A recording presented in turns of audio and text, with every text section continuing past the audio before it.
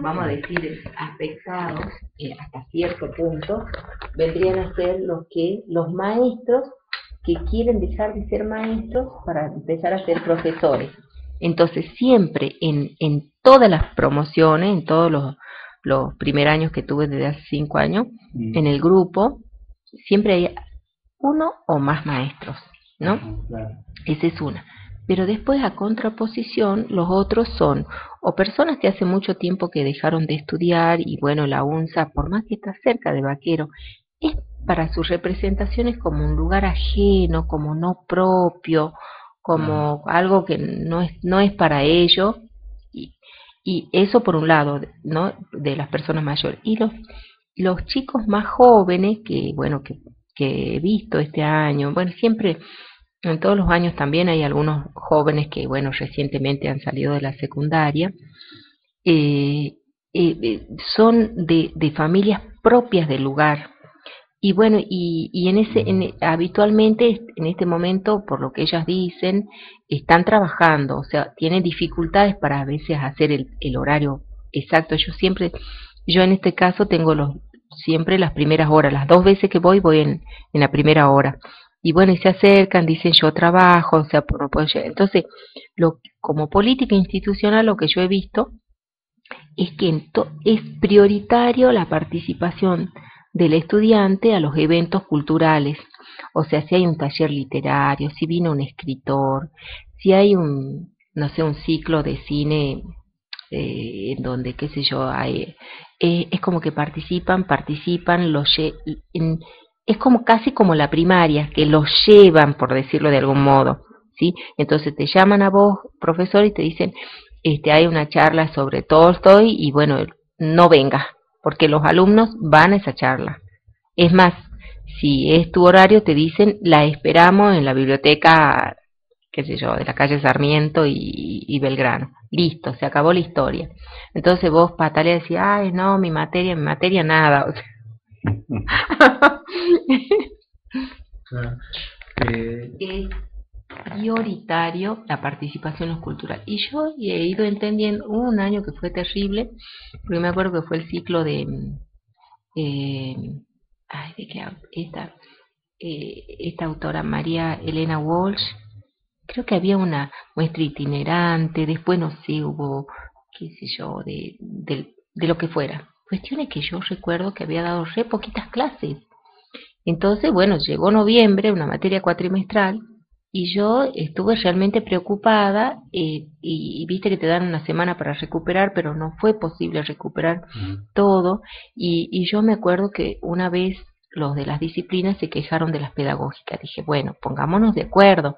O sea, a ver, yo entendí la razón por la cual los estudiantes van a faltar, van a, van a a ver, en la institución va a tratar de garantizar la construcción de un capital cultural que no tiene el estudiante, porque ese era el diagnóstico que se hizo, que chicos de un capital cultural a lo mejor rico en cuestiones que el profesorado no toma, claro, porque yo ya a esta altura sí, en otras cuestiones de la propia cultura, de las prácticas rurales, de su contexto más vinculado a una vida campesina, por más que eso es una zona urbana, qué sé yo, obviamente un montón de otras cosas más, y hay Día de la Tradición, hay festivales, hay doma, qué sé yo, hay un montón de cosas que Vaqueros mantiene, pero claro, o sea, a ver, literatura rusa, literatura francesa, literatura que son muy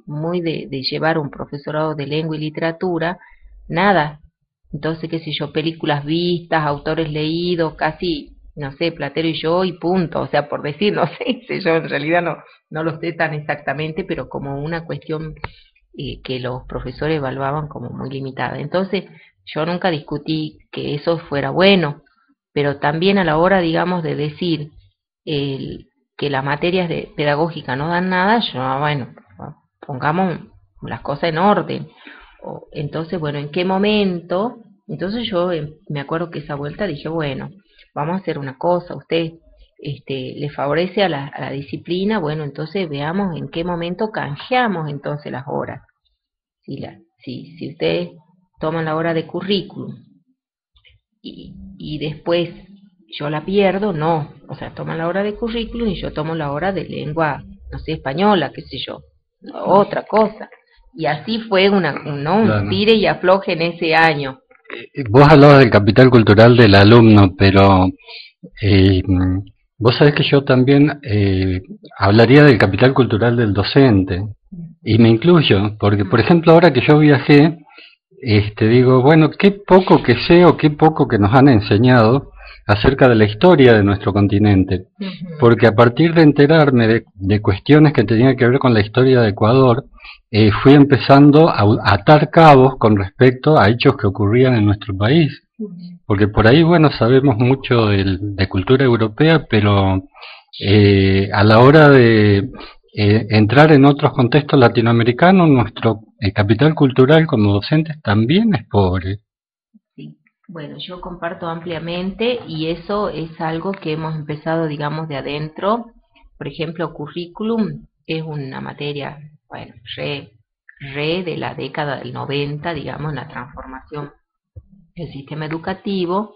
Antes, digamos, los programas de formación, que sé yo, estaba didáctica, planeamiento, organización, pero no sé, currículum nunca estuvo. Es más, digamos, llegado un momento, los nuevos las nuevas líneas de formación docente empezaron a incluir didáctica y currículum, se empezó a discutir toda esa discusión y bueno, yo digamos me reconozco como una docente de didáctica, pero bueno, las circunstancias digamos han hecho que yo concursara en una materia que se llama currículum y que me involucrara, digamos, desde una mirada desde la didáctica en este campo de conocimiento.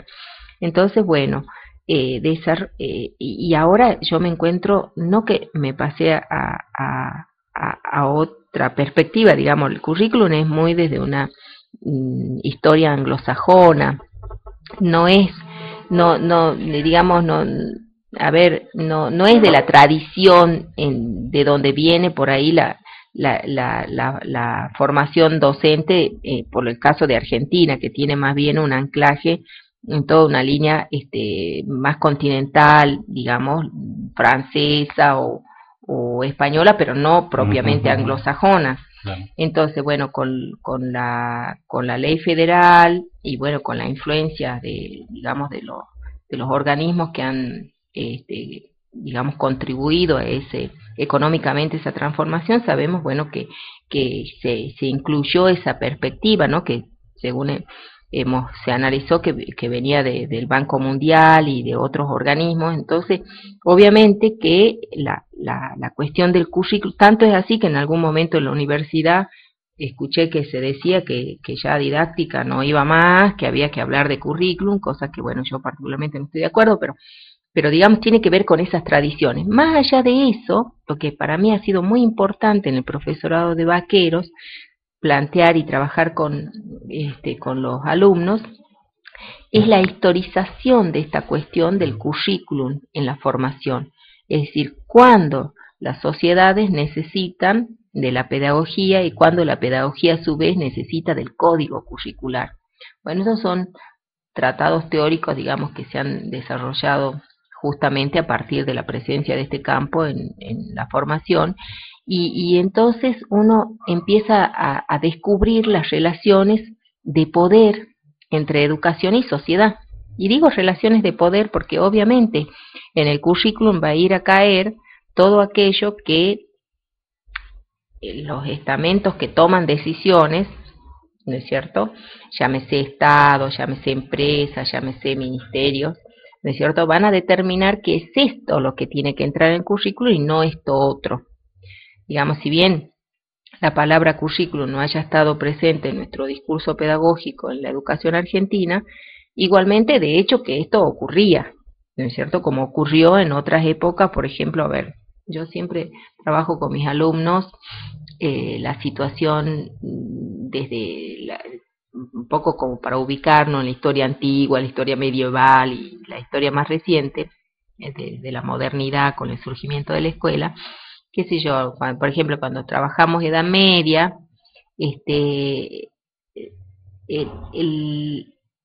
quienes detentaban el poder también tenían sus resortes de transmisión y de, digamos, de instalar determinados saberes en la sociedad de ese tiempo. Y bueno, por ejemplo, los trovadores, ¿no es cierto? En la Edad Media, bueno, iban y cantaban las gestas y hacía que la gente reconozca tales o cuales héroes y que le tenga claro que tales y cuáles eran enemigos. O sea, en el caso, si nos vamos acercando un poco más, ¿no es cierto? Este, esto también posteriormente, digamos, bueno, con la imprenta, bueno, salió la enciclopedia y lo que estaba en la enciclopedia, con el enciclopedismo, era lo que se decía que se debía enseñar. Pero entonces ahí nosotros vamos viendo. Sí, se me ocurre en relación a todo lo que estamos hablando y básicamente en relación a lo que vos decís, que podríamos incluir una pregunta dirigida a los profesores para ver cuál es el capital cultural de los profesores. Porque si bien uno tiene que, en el currículum hay una agenda, digamos, de qué es lo que hay que enseñar, también, bueno, yo pienso en la educación como un lugar, si se quiere, cuestionador, digamos, en torno a las cosas establecidas.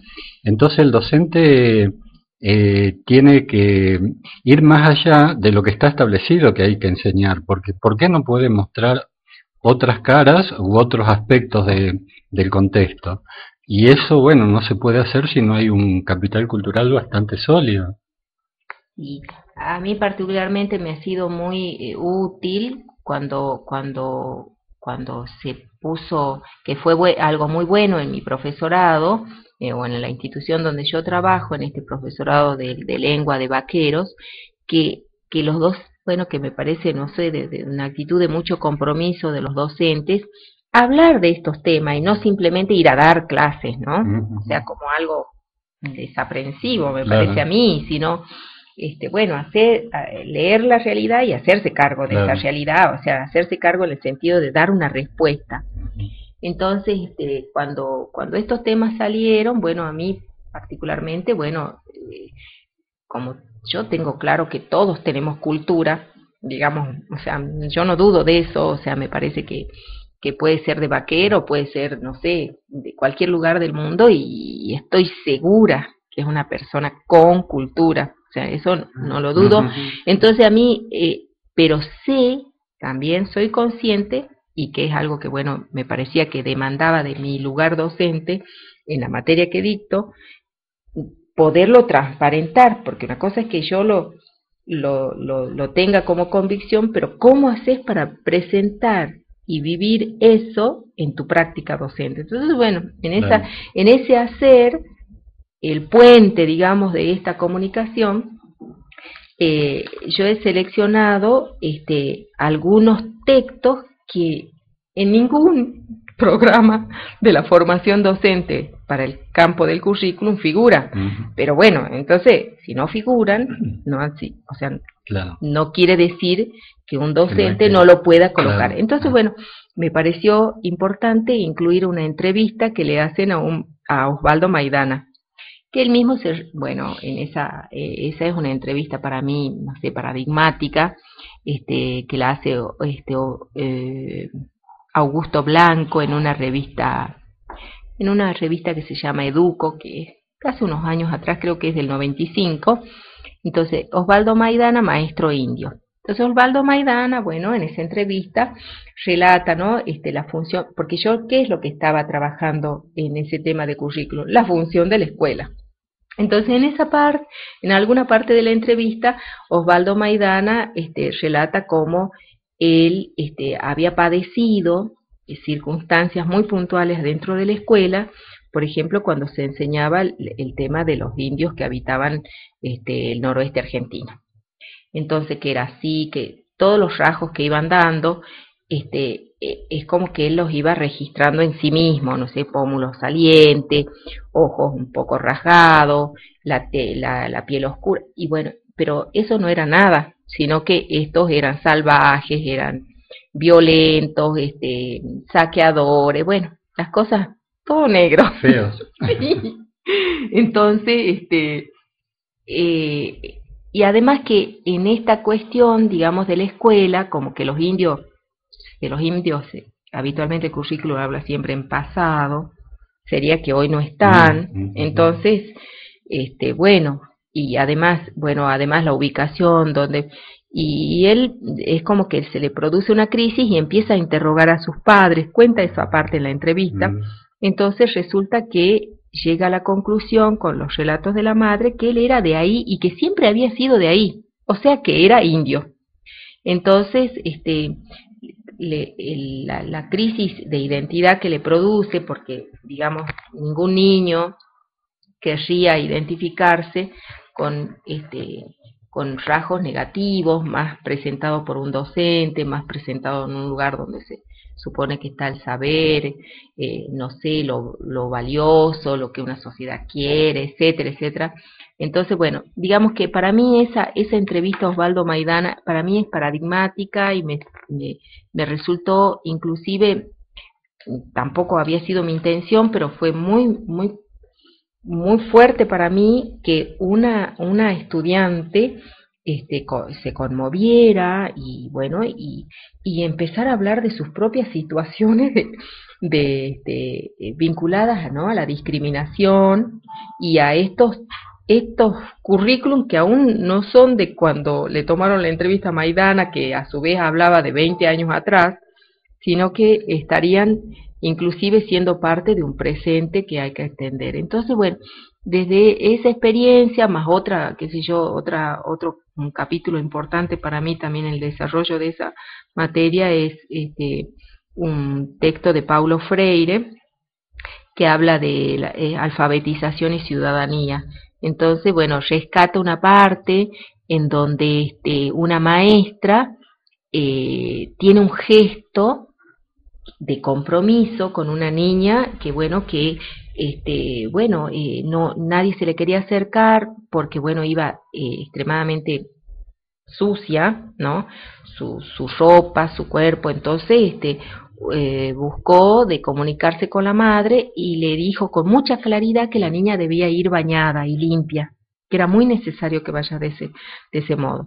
O sea, y analiza cómo esa situación de compromiso de esta docente ha hecho que se cambie toda la configuración de relación con esa niña.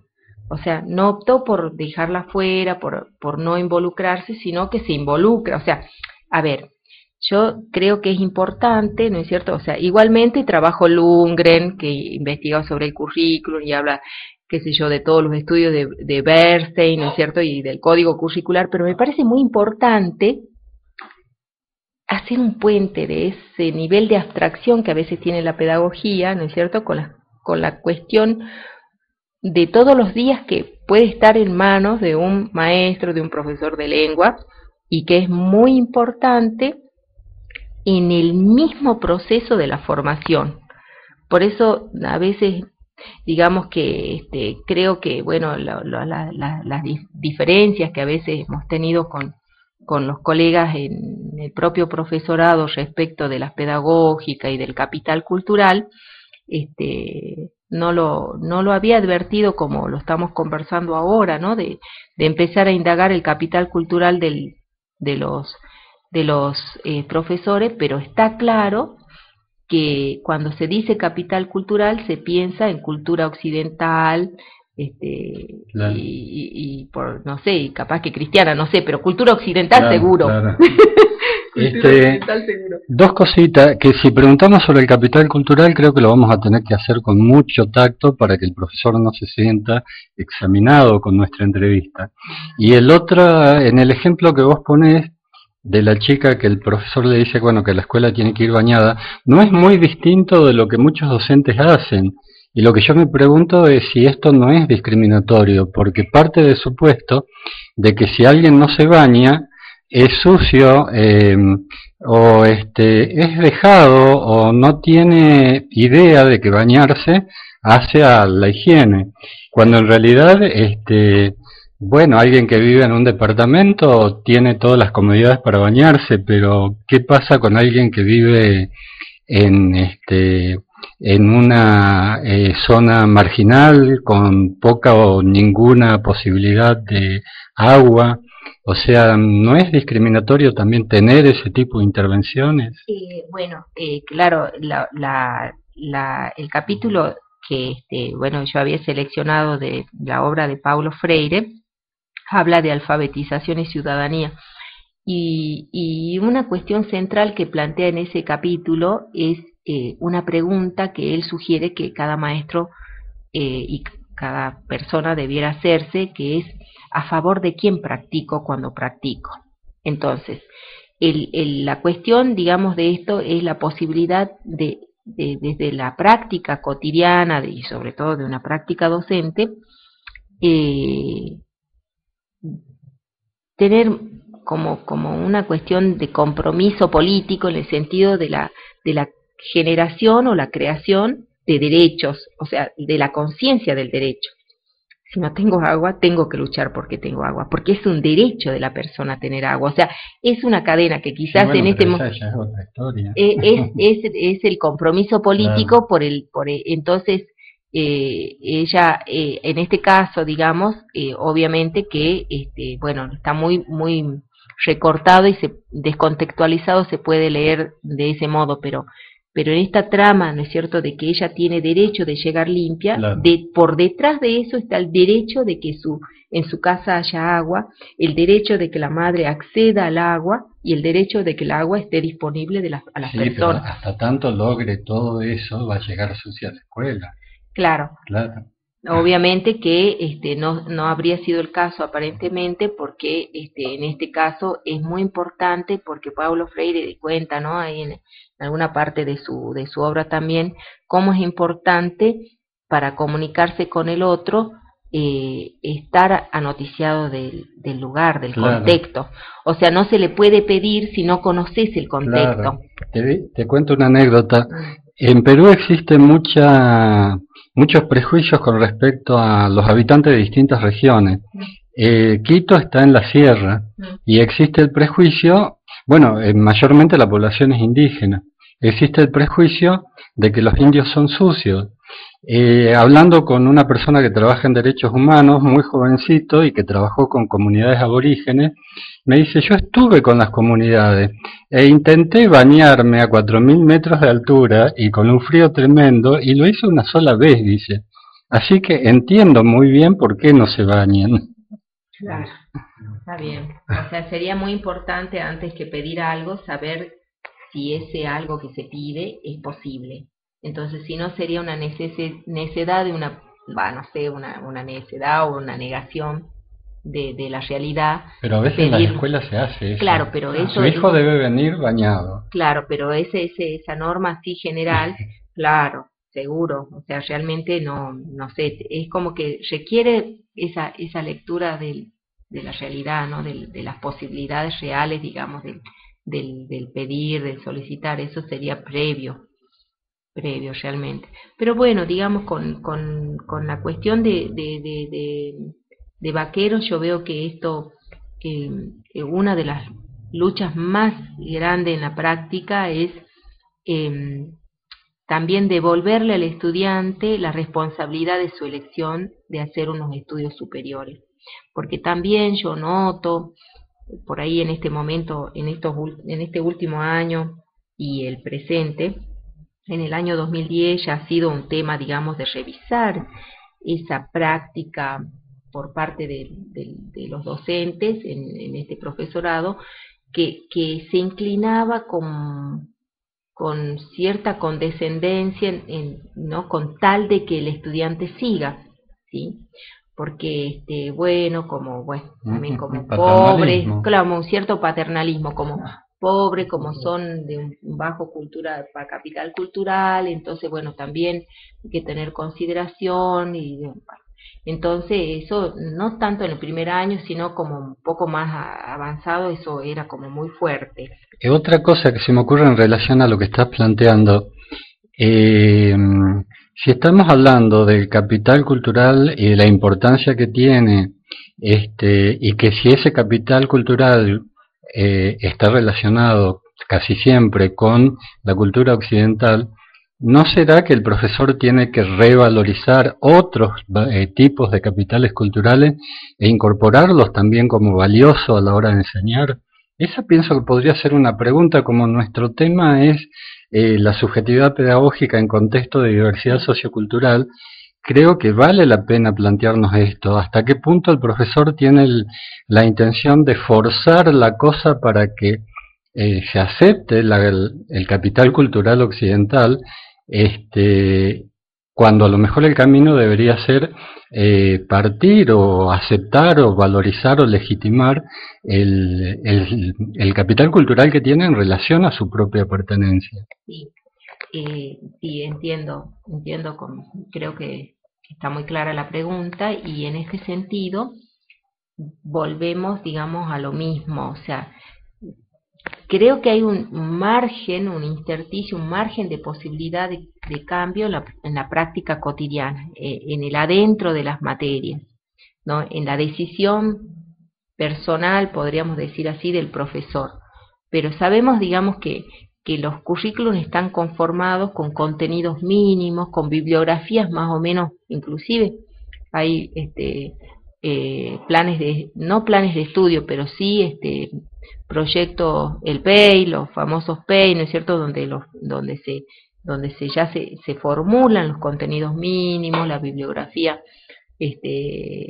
sugerida o más específica, y sabemos que bueno, que requiere un cambio de paradigma, o sea, definitivamente el conocimiento que estaba valorado en este aún todavía, digamos, y que implicaría todo un trabajo de decolonizar, como, ¿no?, un término o una perspectiva que a mí particularmente me es muy afín, ¿no es cierto? Primero, tenemos que empezar a poner en tela de juicio esa valoración que hemos hecho históricamente, ¿no es cierto?, del conocimiento académico vinculado con ciertas pautas que vienen, digamos, de la cultura occidental, ¿no? En donde la racionalidad es la racionalidad, bueno, que heredamos del pensamiento griego, del pensamiento latino, del pensamiento occidental. Pero sabemos que hay, sí. Te quería decir, bueno, y eso en dirección a lo que plantea Paulo Freire, que siempre hay ciertos intersticios a partir de lo cual, pese a toda la presión que tenemos los docentes para, digamos, trabajar con la cultura occidental, mostrar otra cosa. Por ejemplo, hay materias que tienen contenidos como educación intercultural, cultura popular, educación popular, entonces bueno, y aparte los contenidos son mínimos, pero hay otras posibilidades de desarrollar otros contenidos, así como vos dijiste recién que lo estabas haciendo en tu materia. Sí, sin duda creo que eso tiene que ser algo más, también me parece que puede hacerlo viable un modo de existencia en los profesorados donde haya más interacción, algunos espacios de diálogo. Sabemos, digamos, que las condiciones de trabajo de los docentes por ahí no están marcadas en esa dirección.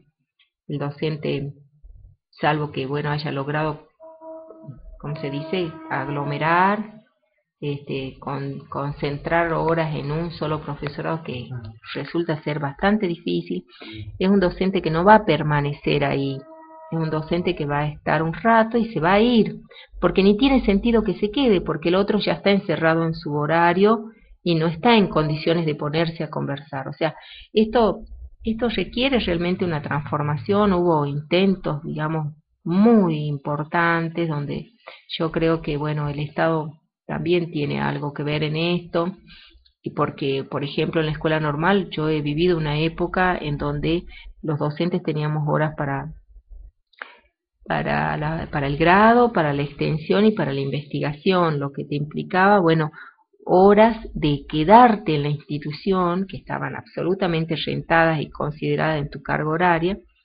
y que era realmente la oportunidad para... Y fue durante el PTFD, que fue 97 al 2001, creo. que donde ya la provincia extendió sus currículum a la escuela normal. Y ya, es decir, fue en esa transición en donde los terciarios aún todavía estaban en la esfera nacional y después directamente ya todo pasó a la esfera provincial. Entonces, ha sido una experiencia, o sea, que yo creo que significó mucho para, y que se directamente se desarmó en absoluto, totalmente, o sea, quedó como una anécdota, digamos, ¿no? Pero las condiciones de trabajo, por ejemplo, no sé, yo creo que con 2 horas o 3 horas pagas, no digo más de eso, pero por lo menos 2 horas pagas, eran 6 horas pagas, me acuerdo yo, en la escuela normal. Tenía 6 horas para la materia, 6 horas para investigación y 6 horas para hacer extensión. Tenías 18 horas solamente por tener una materia. Sí, parecido al GIEN, el proyecto. Claro. Entonces, bueno, realmente vos te capacitabas, bueno, podías hacer un trabajo serio de formación. Yo creo que aunque sea un año, el Estado podría apostar a esto, porque el docente necesita también tener realmente la tranquilidad del sustento de lo que es su ingreso como para decir, bueno, hago esto. Sí, pero yo creo que, por ejemplo, trabajar estos temas no tiene que ver con que vos estés itinerante en un montón de escuelas, sino que tiene que ver con una actitud, volviendo a Paulo Freire, Sí. saber bien de qué lado estás, para quién estás educando. Sí, O sea, vos podés tener 60 horas, pero si tenés clara tu postura, vas a trabajar, digamos, estos temas necesariamente, y si no, o incluso al revés, vos podés trabajar en un proyecto como el que estabas mencionando y no pasa nada. y no tenés este enfoque o esta ideología y vas a trabajar con una cultura que no tiene nada que ver con la cultura popular. Sí, yo creo que requiere mucho de volverse,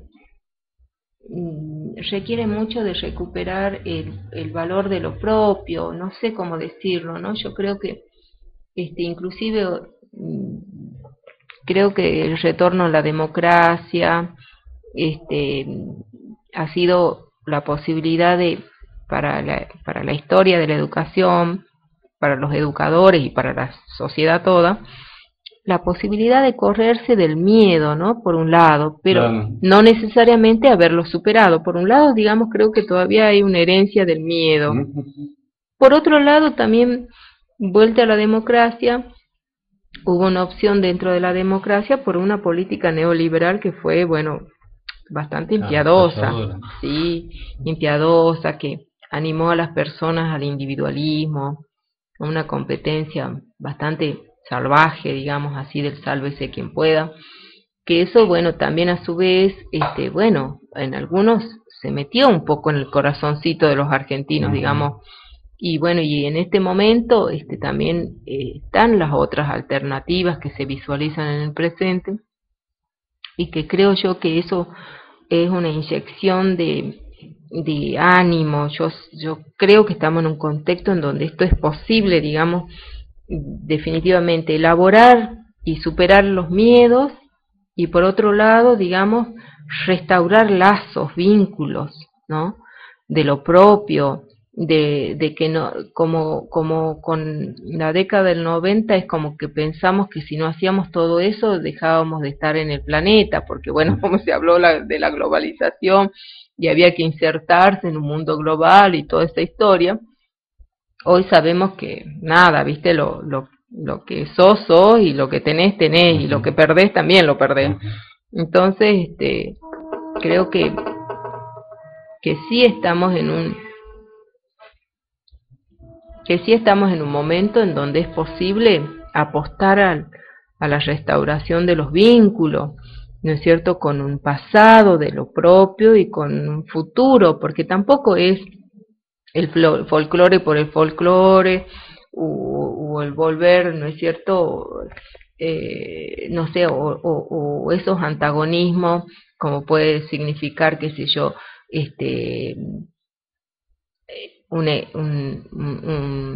una postura, digamos, extrema, donde neguemos que fuimos, no sé, que también tenemos de español, que también tenemos de todo la influencia europea y que ahora querer negar todo eso, querer no, es aceptar que esto pasó. Ahora, que la etapa de la colonización y del dominio de Europa en América fue un momento, ¿no es cierto?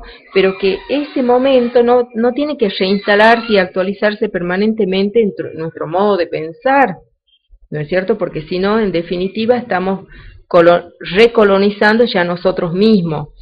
Eso por una parte. Pero por otra parte también empezar a querer la diversidad, que es lo propio de América.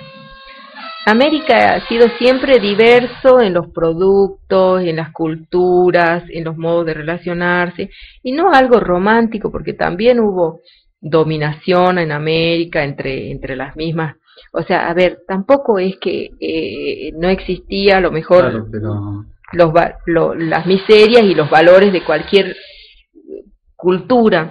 Entonces, en definitiva, creo que es una etapa de que es posible comenzar a encontrarnos desde el diálogo, de, bueno, no sé, de la diversidad. A mí me parece que la palabra diversidad es clave en nuestra cultura.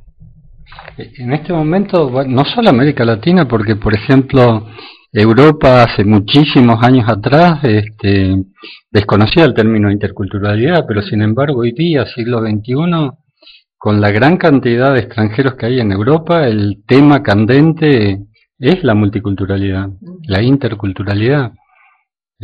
Creo que uno de los problemas, entre comillas, de todos los países europeos es cómo lograr la convivencia entre distintas culturas, porque por ahí hay mucha xenofobia, mucha discriminación. Sí, ¿verdad? Bueno, creo que es un problema del presente, pero un buen problema, diría yo, Claro, porque no en un sentido, nos hace pensar. claro, no en un sentido negativo, sino en un sentido realmente de transformación de las prácticas.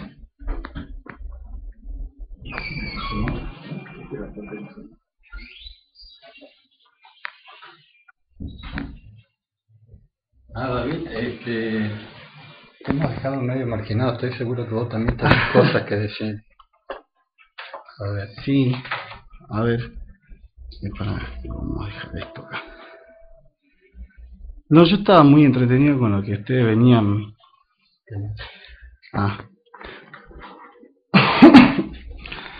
Con lo que venían planteando, que venía planteando la profe.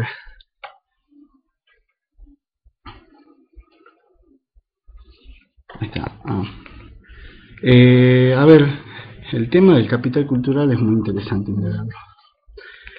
Nosotros creo que en el diseño no lo hemos considerado. Como dice Miguel, muy interesante, que habría que plantearla con mucha no sé si cautela, sino con más simple, por ahí se me ocurre. Claro, sucede que capital cultural y violencia simbólica van como de la mano. Yo le agregaría ese concepto para trabajar lo de violencia simbólica. Porque en el no reconocimiento del capital cultural, que es con el que llegan los estudiantes a las carreras, y la imposición de una forma de escolarización es una forma de violencia simbólica. Para Bourdieu, para los autores que trabajan estos conceptos, la escuela es una forma de violencia simbólica, la función de la escuela ya es violencia simbólica. Sí. En el caso del terciario no escapa a la práctica de la violencia.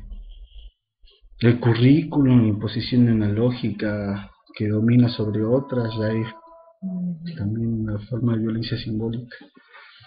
Así que el tema de la representación y con lo que llegan los docentes, que también son su capital cultural, es saber en qué medida reconocen que la acción docente también es violencia simbólica. Por ahí podemos indagar eso, ¿no? O sea, más, porque si nosotros pensamos en el currículum que le toca desarrollar a cada profesor en su materia, y nosotros estamos pensando en qué medida trabaja la alteridad, la diversidad, no necesariamente como un contenido específico de su materia, sino más bien cómo la aborda desde otros lugares, reconociendo el contexto, advirtiendo que bueno que, que los estudiantes, en el caso, bueno, no sé, volviendo al profesorado de arte y música, si bien la mayoría son de capital, de Salta capital, hay algunos otros estudiantes que vienen de otros lugares. Hay que ver, digamos, en qué medida es reconocido el lugar de procedencia, ¿no? Y si es que el estudiante viene a estudiar acá a Salta y vuelve a ejercer esos contextos. No sé, estoy pensando en alguno que otro estudiante del interior, por ejemplo, La Poma, que bueno, yo tuve la experiencia de ser compañero de un estudiante de profesor de arte y música que venía de ese lugar. Conozco La Poma, bueno, y los que conocemos sabemos que no tiene mucho que ver con Salta capital, y bueno, y vamos a ver que sí la forma de enseñanza que tiene el terciario se reproduce después en las escuelas de otros lugares, de otros contextos. Entonces, capital cultural y violencia simbólica sería como una posibilidad para el proyecto de nosotros integrarlos. En el caso de la formación de prácticas, contexto, diversidad sociocultural y subjetividad, es muy amplio, ¿no? Por ahí puede ser un puente. Claro, debería ir alguna pregunta respecto a eso. La cuestión es cómo formularla. Sí, eso es lo complejo. Eso es lo que me pareció muy interesante de lo que venían conversando ustedes, realmente. Me parece que sobre eso quizás estén más habilitados para decir los propios estudiantes, ¿no? No sé si también los docentes, capaz que sí. Porque lo que se podría averiguar con los docentes hasta qué punto se es consciente, porque a lo mejor teóricamente se repite el discurso Claro. de la violencia simbólica, hasta qué punto el docente es consciente. Obviamente no le vamos a preguntar, ¿existe la violencia simbólica en el ejercicio? Porque nadie va a decir que no. O sea, plantear de una forma indirecta la pregunta para que salga esto que buscamos, pero no nos va a costar elaborarla. Yo sé que cuando toma de conciencia, no quien le ejerce, ¿no? Sino el que sometido a esa violencia ya deja de ser tal. Por eso, tomar conciencia de que existen prácticas que constituyen una forma de violencia, ya es un avance. Claro. Pero aún es más perverso que, siendo consciente de la práctica que ejerce sobre Claro. los otros que no son del contexto o que se están formando, y uno la sigue desarrollando, es más perversa. Claro, porque aún siendo consciente de ella. Porque no siempre, digamos, la claridad intelectual va acompañada de actitudes concretas. O sea, sabemos que una cosa son las emociones, los afectos, los sentimientos, que tienen mucho que ver con factores de personalidad que a lo mejor muchas veces llevan al docente a entrar en contradicción con eso que teóricamente proclama como una verdad revelada, lo de la violencia simbólica, pero después él ejerce violencia simbólica pese a toda su lucidez intelectual. Claro. Por eso,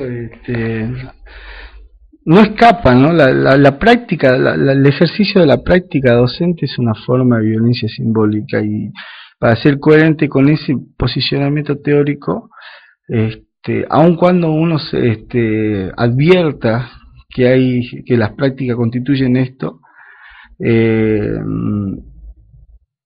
Está en la naturaleza de enseñar. Claro, porque es reproducción igual, no se escapa de él, sino hay que ver cómo esa reproducción no siempre sea la del orden dominante. Puede haber otra forma de reproducción que no sé, que tengan que ver más con considerar los contextos de diversidad sociocultural. Entonces, la reproducción va a estar igual. Sí. ¿Cómo? A ver si me dejaría hacer una intervención. Yo he notado que en mi profesorado a veces la cuestión del contexto, bueno, a ver, ¿cuál sería el contexto? Como dije hace un rato, bueno, estudiantes con bajo capital cultural.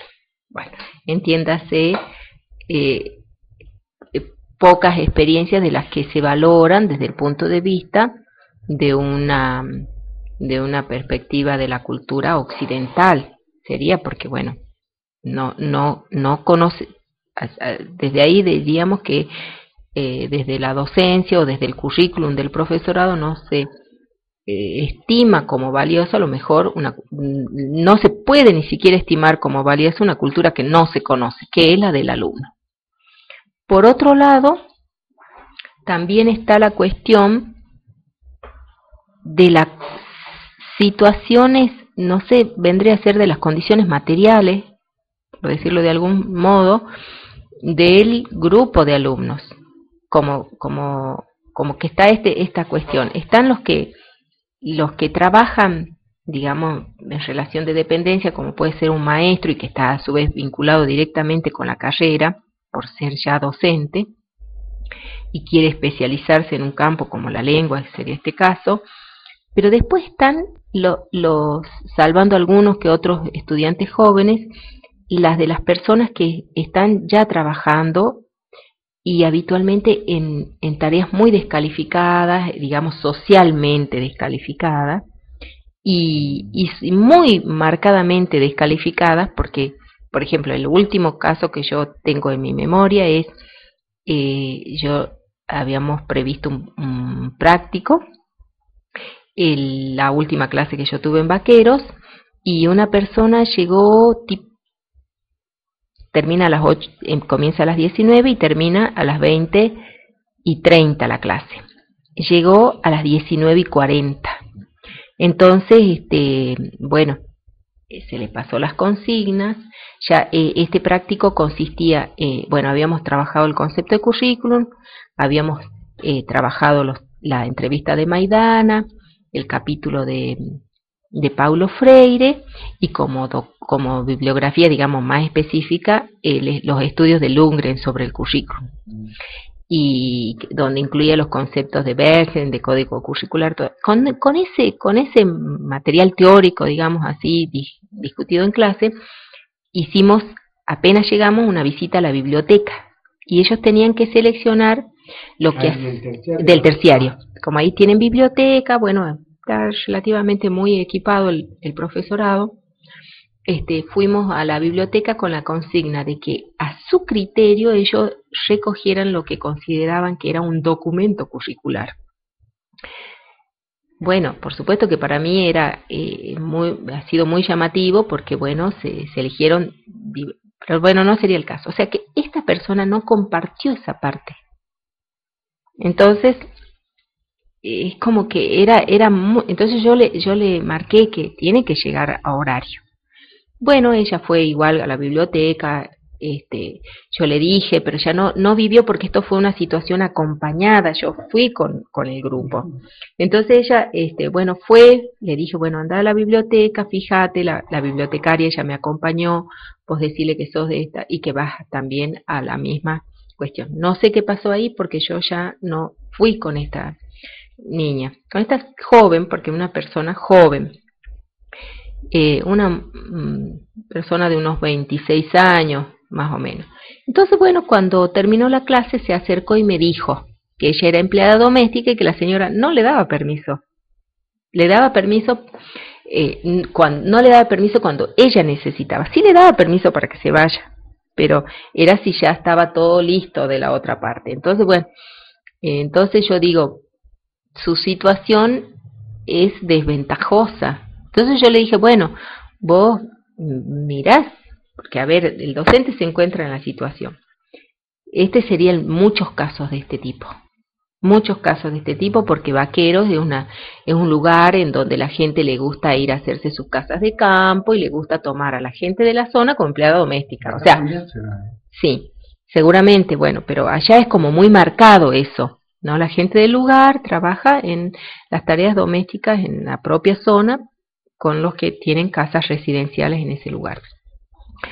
Entonces, yo igual le marqué, porque, bueno, a ver, mi posición es esta, ella tiene que luchar por su derecho, o sea, yo no le digo eso, pero yo se lo marco, porque lo que sí yo no estoy dispuesta en el contexto es a rescindir, claro, como es empleada doméstica, que llegue tarde y que se pierda partes de la clase, no, o sea, ella tiene derecho de educarse, tiene derecho, y bueno, yo le marqué que ella sí, que vea, que lo hable de nuevo, que lo ve, que por lo ella, bueno, lo que sí acordamos a nivel digamos así como de contrato, podríamos decirlo, contrato pedagógico, es que no va a ser azaroso el día de la toma de los prácticos, sino que lo voy a tomar solo los jueves, porque lo acordamos así, para que no tengan obligación de, a lo mejor con cuestiones laborales, de arreglar los 2 días, pero un día, sí. O sea, bueno, no sé, es como que esas cosas sí se marcan a nivel de contexto, ¿no? Las condiciones materiales de las personas y bueno, además de las condiciones más simbólicas, digamos, que podemos entrar de la cuestión del capital cultural y otros. ¿Ellos, por ejemplo, esos alumnos tienen netbook o no? No. Ah. No, porque si no se me ocurría una posible solución pero necesitaban de netbook. Sí, es justo primer año. Y dicen los estudiantes que primer año en ningún terciario entró. Claro, sí. Entonces primer año no. Que no sé si es una buena estrategia. Claro. Quizás sería bueno que primer año tenga y que si se va, porque parece que es el año que más deserta, la devuelvan y ya se sepa que muy, muy entrenadamente que la tienen que devolver y bueno, y que puede estar ahí si es que retoman los estudios. Claro. Sí.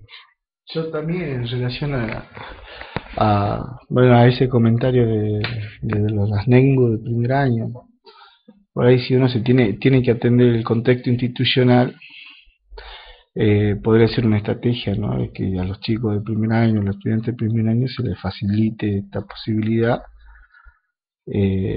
y que a la vez la netbook sea, no sé, en sí misma otra posibilidad. Claro, porque imaginá que en el problema que ella plantea, la clase podría haber sido grabada, ella aún faltando, asiste entre comillas a la clase y puede realizar la actividad así como yo, en mejores condiciones. Y bueno, sí, no digo porque no sé si al comienzo de año, pero a ver, quizás ya después del segundo cuatrimestre. Pero bueno, ya es incoherente con lo que voy a decir. Después del segundo cuatrimestre, la mayoría de la gente que por una u otra razón se desanimó, se imposibilitó ir al profesorado, bueno, estoy pensando, bueno, en el caso de la escuela de música no hay mucha deserción en ese sentido, pero hay otros como el de matemática, que de 120 ahora somos 60, o sea, un 50%, no es poco. Bueno, son afortunados, suele ser el 30% el que queda. Claro, pero vos fíjate que ahí hay si mal no recuerdo, en la noche eran 140 inscriptos. Y ahora ya debe haber menos. Pero como una cuestión natural, ¿no? Por ahí el tema de los contextos en las mismas instituciones. Las instituciones en sí mismas ya también tienen su lógica de expulsión, no sé, no reconocen. Pero nosotros nos ponemos a pensar sobre las prácticas se dan en ese contexto. Yo me siento hasta casi cómplice porque yo tengo las materias en primer año y sé que de 140 inscritos es casi imposible dar clase y sé que al dictar las clases estoy siendo cómplice también en una forma de deserción que se empieza a evidenciar en el segundo cuatrimestre. Hay algo como naturalizado, bueno, el primer cuatrimestre es lo que uno debe casi como soportar, y en el segundo las cosas empiezan a ser más light, pero bueno, no estamos todos con lo que empezamos. Por ahí hay que mirar el contexto de las mismas instituciones. pensando en el profesorado de matemáticas específicamente con la cantidad de inscritos que tiene, y es una sola comisión a la tarde y una sola comisión a la noche. En el caso de música no es tanto, ¿no? No es tanto. Al menos entramos todos en el aula. No sé la realidad de los otros profesorados en el caso del primer año, al menos de los que consideramos para el estudio. Así que yo creo que, bueno, el tema del... Sí. No, con respecto a eso, yo pienso que o sea, que haya 140 alumnos tiene que ver también con un derecho de ellos, porque la educación es un derecho humano fundamental. No se puede dar clase a 140 alumnos de la misma manera en que tal vez le dieras a 20, pero por ahí creo que deberíamos instrumentar mecanismos innovadores que permitan dar clase a 140, porque tal vez nosotros sin quererlo estemos también expulsando, en complicidad con el sistema. Claro.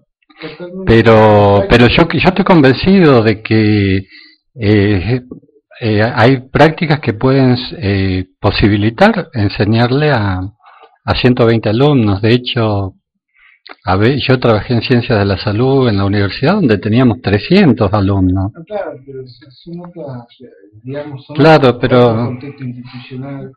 Sí, bueno, pero a lo que voy es que no me parece mal que 140 alumnos estén interesados en seguir una materia. Lo que pasa es que no siempre encontramos la manera, la estrategia, digamos, la metodología apropiada para la masividad, que es una característica fundamental del término del siglo y comienzo del siglo XXI, donde la masividad tiene que ver también con la asunción de derechos. Sí. Sobre todo eso podríamos también indagar, ¿no? Sobre porque estas cosas se resuelven en el primer año. Ya en el segundo año, digo, se resuelven porque no es lo mismo lo que tiene que vivir un profesor de primer año, y el estudiante llega y al primero que ve es el profesor de primer año. Ya, digamos, en los últimos años, incluso ya en el segundo, bueno, esta problemática no es, no es tan determinante como en el primero. O sea, porque ya quedaron 30. Claro, yo no lo quiero decir así, pero ya quedaron los 30 de los 100 por lo menos, 100. Entonces, por ahí las preguntas nosotros las podríamos particularizar. En el caso, bueno, sobre todo en los profesores que forman en ciencia, ¿no? Más en los profesores que participan en el primer año y después, bueno, sin dejar de considerar... preguntas respecto a eso, porque claro, sí. Y bueno, pero está bien, los que no se aguantan las exigencias que se vayan. Claro, no se puede enseñar a tanta gente, sí. Y cosas por el estilo que bueno, tiene que ver con las representaciones en torno a la diversidad sociocultural. Yo siempre he apuesto a las materias del primer año porque generalmente hay como un romper rutina, ¿no? Siempre lo digo yo, con la formación de la educación media, pero no son todos chicos que vienen del secundario. Tenemos que son bastante heterogéneos. Yo tengo alumnos de 60 años en el primer año, que hacen que hacen muy interesante la clase, porque hay una distancia generacional que es importante reconocerla, y bueno, y aparte, no sé, la heterogeneidad es bastante amplia, pero a ver, aun cuando yo intento que la masividad, digamos, no sea un condicionante para mi práctica, tengo que reconocer lo que sí lo es. No es lo mismo trabajar con 15 alumnos que con 120. Yo tengo alumnos, puedo decir. Yo tengo, bueno, estas dos experiencias, ¿no? Por un lado, sí, tengo, bueno, remitiéndome al profesorado de Vaqueros, tengo el dato que comenzaron 30 alumnos, 35 o 34 alumnos, no recuerdo bien, pero En este momento, el primer año tiene 15 alumnos, es decir, igual hemos perdido el 50%. Entonces, yo escuché a su vez, eso quería comentar, a algunos colegas míos en otros años, que no se puede enseñar a un alumno. El extremo. Otro extremo. Sí. Entonces, bueno, Los alumnos también tienen esa idea. como que se va, inclusive había situaciones, bueno, si hay uno nomás, veamos si mañana vienen dos. Claro. Entonces, hasta que eso, bueno, no sé, fue todo un proceso, ya lo exagero, pero en este momento, bueno, yo, por lo menos así como una política también, digamos, de instalar, de instalarse y de instalar el derecho y la obligación por parte de nosotros, la obligación, ¿no es cierto?, de dar el servicio, por parte del estudiante, el derecho de tener el servicio desde las 19 horas, por decirlo de algún modo así muy, muy técnico. Yo a veces llego a las 19 y sí, efectivamente hay un alumno, y empieza la clase. Sí. Y empieza la clase a las 19. Y bueno, entonces, bueno, por supuesto, es una clase conversada, después es una clase que, bueno, van llegando, y bueno, tipo 7:15 más o menos, tenemos el 80%. Y bueno, y así. Son 10. Claro, exacto, no son, claro, son 10, ¿no? Igualmente es importantísimo comenzar. Ahora, sí, mis experiencias con muchísimos alumnos sí han sido solamente en la universidad, que es así con 200, 150 alumnos, y que en los últimos tiempos, por lo menos en educación, ha ido bajando, ¿no? Ha ido bajando y en este momento es con 64 alumnos más o menos. Pero realmente creo que cuando uno asume la masividad, está como también asumir los pocos, está, o sea, no puede ser ese un dato como para que sí o no, o tal vez. Pero por ahí en relación a la... Claro, a mí no, cuando me dijeron, bueno, son más de 100 y miraba el aula y miraba algunos condicionantes que tenía, bueno, yo pensaba, dije, bueno, en la facultad, bueno, en las inscripciones que tengo en la materia, en la sociología de la educación, hace ya 6 años, yo me acuerdo que por allá por el 2006 eran 150 por ahí, pero la universidad tiene otra lógica, los equipos de cátedras no se conforman, en tercer año está como solo, ¿no?, a cargo de la materia, ¿no? Y tenés que corregir 150 prácticos si lo querés individual, ¿no? Ahí, bueno, el trabajo grupal generalmente es propio del primer año.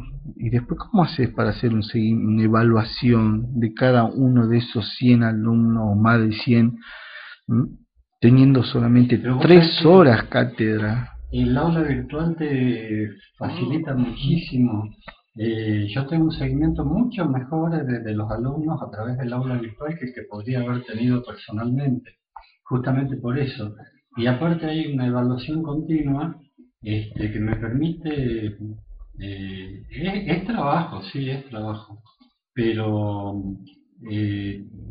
digamos, no tanto como tomar un parcial y corregir después los 150 trabajos de una sola vez, porque ya los he hecho en un periodo y a lo mejor después ya no hace falta la toma de un parcial puntual. Claro, de un parcial que de repente te demanda mucho más tiempo. O bueno, no sé, no pretendo que sea la panacea, pero deberíamos buscar algún... Y aparte se da la paradoja, como decía Rosita, yo también he trabajado en instituciones donde tenía 6 alumnos. ¿Qué pasaba? A las 19 había uno solo, a las 19:30 se asomaban 2 y miraban, y se iban, y después, bueno, y cuando bueno, ya no los podía perseguir, pero cuando volvían a la otra clase le preguntaba por qué se habían ido, y porque había uno solo, dice, ¿qué íbamos a hacer en la clase? O sea que está del lado del profesor y del lado del alumno que con tan pocos no se puede enseñar. Claro, yo por ahí lo que me proponía como alguna, no sé, forma de trabajo, no sé si llamarla estrategias, pero sí en relación a la evaluación. Bueno, cuando hago exámenes parciales, generalmente hay como una representación de los estudiantes que si no aprueban el primer examen ya no tiene sentido seguir en la materia que es anual. Yo aun cuando no le vaya muy bien en el primer examen, la idea es que los recupere una vez que pase el segundo. Yo le doy 2, 3 y si necesitan todas las que quieran. No, pero yo le tomo el recuperatorio del primero una vez que se celebra el segundo parcial. Porque hay cosas que van madurando, Claro. Aparte están las vacaciones de por medio, que por ahí no sé si todo agarran el libro, pero bueno, eso, digamos, es una forma de trabajo que empecé a desarrollarla hace 2 años ahí en el profesorado, el año pasado y eh, está dando algún tipo de resultado, porque hay una presencia de estudiantes del primer año que sí siguen mi materia, y según lo que ellos declaran, hay una ausencia del grupo en otras materias del primer año que son anuales. Ahí hay una. Sin embargo, ojo, que también hay ausencias aun cuando se le dice que la posibilidad la tienen, no sé, se van igual, o sea, no sé, habría que, son varias las causas, no creo que se vayan solo por una materia que desaprueban. Es más complejo, yo entiendo que el tema de la deserción es más complejo, pero también entiendo que la práctica del docente atendiendo el condicionamiento institucional, la masividad, los chicos de primer año, capital cultural, bueno, si nosotros, la idea, yo creo que el proyecto de investigación puede despertar varios otros proyectos de investigación, porque son varias cosas las que van saliendo. El asunto es que, bueno, que se pongan en la mesa esas inquietudes, ¿no? Porque yo entiendo que hay profesores de los primeros años que tienen muchas cosas para decir. Yo soy muy nuevito en esto, tengo que reconocerlo. Pero hay profesores que vienen trabajando hace muchos años y ellos, a través de una experiencia, tienen memoria, pueden, digamos, declarar otras cosas sobre el mismo plan de estudio, sobre ser profesor de primeros años, lo mismo que son los docentes de las disciplinas. Eso me parece que es importante también. Ahí surgen 2 cuestiones que podríamos preguntar. Una pregunta derivada de que tiene que ver las dos con la diversidad. Enseñar a muchos estudiantes y enseñar a pocos estudiantes. Y con respecto a lo que David está reflexionando, que él es nuevo, también ver qué pasa con los profesores que son viejos, porque si los profesores que son viejos, digamos, han hecho un recorrido a partir del cual tienen las mismas problemáticas que tiene David, quiere decir que no han capitalizado el tiempo transcurrido en pro de una solución. Habría que preguntar también qué pasa con eso, cuáles son los problemas que reconocen los docentes noveles y los docentes antiguos. Sí. Bueno.